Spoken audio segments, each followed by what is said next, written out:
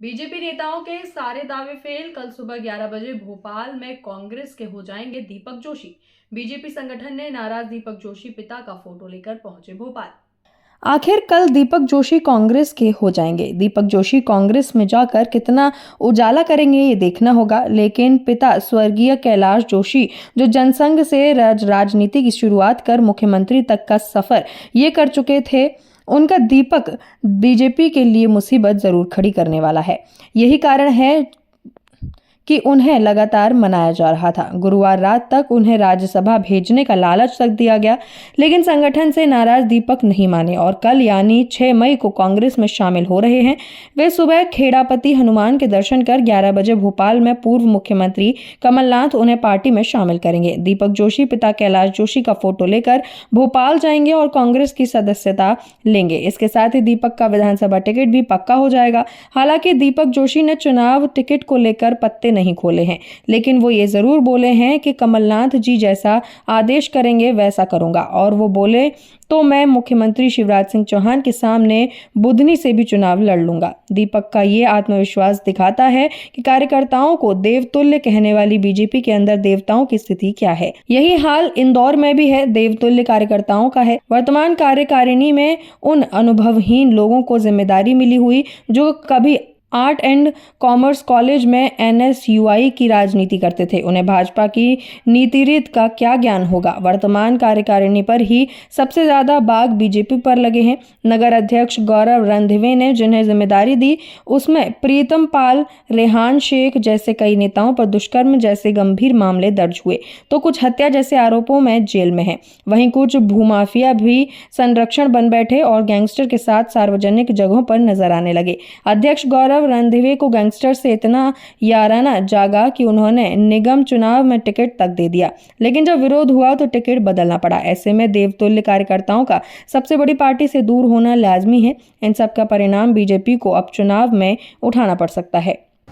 इसलिए मैं उस काम को छोड़ते हुए माननीय कमलनाथ जी के साथ जुड़कर आगामी समय की रणनीति तैयार करने का प्रयत्न करूंगा और पूरी कोशिश होगी कि हमारा देवास जिला जो मेरी पिताजी की सुचिता की राजनीति का प्रतीक बना हुआ है, क्योंकि मैं जानता हूँ एक बार यहाँ पे डिस्ट्रिक्ट सेशन जज आए थे साउथ की, वो मेरे घर जब मैं विधायक भी नहीं था, कुछ नहीं था, एक सामान्य कार्यकर्ता था। उसने कहा कि मेरे पिताजी ने कहा कि देवास में आपकी पोस्टिंग हुई तो 2 लोगों से जरूर मिलना, जब 2 जगह जरूर जाना, एक कुमार गंधर्व वहाँ रहते हैं, दूसरे कैलाश जोशी। एक सर्कस आया था केरल का, उसके मैनेजर मुझे ढूंढते आए थे। उन्होंने कहा था हमारे मालिक ने कहा कि आप अगर वहाँ जा रहे हैं तो देवास में कैलाश जोशी जी रहते हैं, उनके परिवार को पूरे टाइम के निःशुल्क पाल। तो मेरे पिताजी की सुचिता केरल तक है, कर्नाटक तक है, आंध्र तक है। तो उस सुचिता को बढ़ाए रखने का जो उन्होंने जन जागरण के माध्यम से, जनप्रतिनिधि के माध्यम से जो काम किया, उनके साथ जुड़कर मैं आगामी अपनी राजनीति सफर पूरा करने का प्रयत्न करूँगा और पूरी कोशिश करूँगा कि अपने देवास जिले को जो कमियां कहीं न कहीं परिलक्षित होती है मेरे दिमाग से, मैं किसी पे कोई आरोप प्रत्यारोप नहीं लगाना चाहता, लेकिन सुचिता की राजनीति का मैं आज भी वादा करता हूं कि जो जोशी जी ने मेरे को विरासत में दिया है। आप सब लोग देख रहे हैं कि कैलाश जोशी जी का ये जो मकान है, जो पुराने साथी वो जानते हैं कि 3 कमरों का मकान उनके नाम पर है, बाकी उनके पास कोई संपत्ति नहीं। उनकी जो 20 बीघा जमीन उनके पिताजी ने उनको दी थी, उसमें 10-10 बीघा की जमीन कर दी, 10 इंच जमीन उन्होंने बढ़ाई। मैंने भी अपनी 10 बीघा की जमीन में 10 इंच जमीन नहीं बढ़ाई। एक विधायक के नाते जो मकान मिलता है उस मकान में मैंने वहाँ पर लिया, बाकायदा किस्तों से उसका आवंटन होता। आज मेरे पास स्वयं की 4 व्हीलर गाड़ी नहीं है, जोशी जी ने मुझे कोई 4 व्हीलर गाड़ी नहीं दी, कोई संपत्ति नहीं दी। इस नाते से एक जो साफ सुथरी राजनीति होना चाहिए, मुझे लगता है आज के तारीख में बिना लिए दिए कोई काम नहीं। भ्रष्टाचार की बेतरनी इतनी तेजी से बढ़ रही है कि मेरे ख्याल से गरुड़ पुराण जो हमारे यहाँ होता है उसमें इसका एक चैप्टर कहीं न कहीं जुड़ जाएगा कि भ्रष्टाचार करने वाले, इतने खाने वालों को ये मिलेगा, उतने खाने वालों को ये मिलेगा। तो मुझे लगता है कि ये भ्रष्टाचार रुकना चाहिए, भ्रष्टाचार के साथ अत्याचार रुकना चाहिए। क्योंकि अभी मेरे पास परसों एक जमीन का मामला आया जिसमें कलौता समाज के हमारे दरियाव सिंह धनोरा गाँव के रहने वाले हाई कोर्ट से स्टे है, लेकिन तहसीलदार और DI उनसे 50-50 हज़ार रुपये मांग रहे हैं।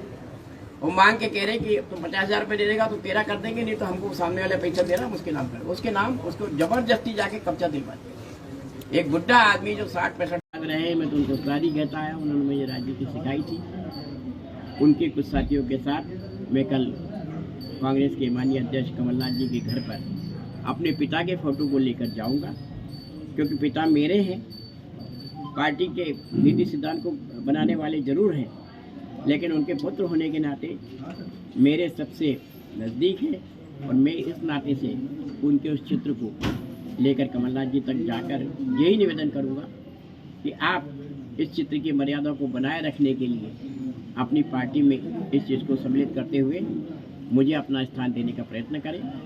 मैं किसी प्रकार के चुनाव, टिकट, वादे, किसी चीज़ से भी कमलनाथ जी को बांधना नहीं चाहता। लोगों ने कहा है कि आप चुनाव में टिकट नहीं मांग रहे, आप कुछ मांग नहीं रहे। मैंने कहा मैंने पहले मांगा था ना आज मांगा। हालांकि जाति से ब्राह्मण हूँ, जाति का स्वभाव मांगना होता, लेकिन फिर भी मैंने जाति के स्वभाव को दिखाने का प्रयास नहीं किया। ब्राह्मण हमेशा मांग सकता, लेकिन मैंने कभी मांग इस पिता की विरासत को संभाल ली। इसके अलावा और कुछ काम हुए जो मेरे मन में लगातार कचोटते रहे। जैसे कि आपको पता होगी कि नगरीय निकाय में बहुत बड़ा घपला हुआ, 19.5 करोड़ रुपये। लगातार मैं प्रदेश के मुख्यमंत्री जी को, मंत्री जी को, संगठनकर्ताओं को अवगत कराता रहा कि इतना बड़ा घपला हमारी बागली विधानसभा में हो गया। बागली की जनता को मैं ये जानता हूँ कि पूरे विश्व में एकमात्र बागली ऐसा विधानसभा रहा होगा जिसकी जनता ने ईमानदारी को वोट दिया। मैं जानता हूँ कि बागली में काम वो नहीं हुए जो होना चाहिए, लेकिन जोशी जी ईमानदार है, जोशी जी झूठ नहीं बोलते। इसको लेकर बागली की जनता ने 1 नहीं 8 बार जोशी जी को विधानसभा में पहुंचाया। उस ईमानदारी की विरासत को संभालने की जिम्मेदारी उनकी थी, और मैंने वो उठाने का प्रयास किया तो आधी बीजेपी मेरे खिलाफ हो गई। तीसरा, आप सबको पता होगा कि उदयनगर में जहाँ जोशी जी 50 साल तक जिस दुकान पे बैठे थे उस दुकान को ध्वस्त कर दिया। काटाफोड़ में जिस दुकान पे बैठे थे उस दुकान को ध्वस्त किया। और तो और हाटपिपलिया के केलोद गांव में जहाँ से सम्मानीय विधायक जी आते हैं, उस गांव में जनसंघ के जमाने के कार्यकर्ता जो विकलांग था उसकी गुमटी को हटाने को प्रतिष्ठा का प्रश्न बनाया गया और उसको हटाया। जब जिम्मेदारों तक ये बातें पहुंचाई जा रही और जिम्मेदार इन बातों को प्रयास नहीं करते, तब मेरा प्रयास ये हुआ कि इन लोगों के साथ जो जाति हुई है उसके लिए मुझे लड़ाई लड़ना चाहिए, क्योंकि मैं घर बैठ जाऊंगा तो ठीक नहीं रहेगा।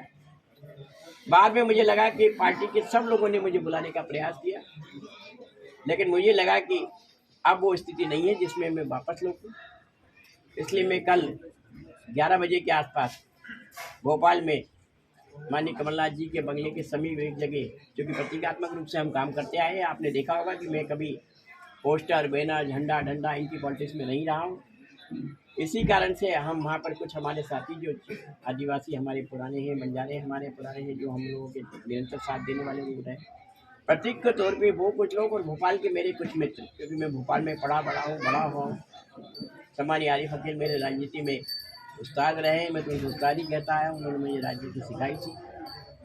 उनके कुछ साथियों के साथ मैं कल कांग्रेस के माननीय अध्यक्ष कमलनाथ जी के घर पर अपने पिता के फोटो को लेकर जाऊंगा, क्योंकि पिता मेरे हैं, पार्टी के नीति सिद्धांत को बनाने वाले जरूर हैं, लेकिन उनके पुत्र होने के नाते मेरे सबसे नज़दीक है, और मैं इस नाते से उनके उस चित्र को लेकर कमलनाथ जी तक जाकर यही निवेदन करूंगा कि आप इस चित्र की मर्यादा को बनाए रखने के लिए अपनी पार्टी में इस चीज़ को सम्मिलित करते हुए मुझे अपना स्थान देने का प्रयत्न करें।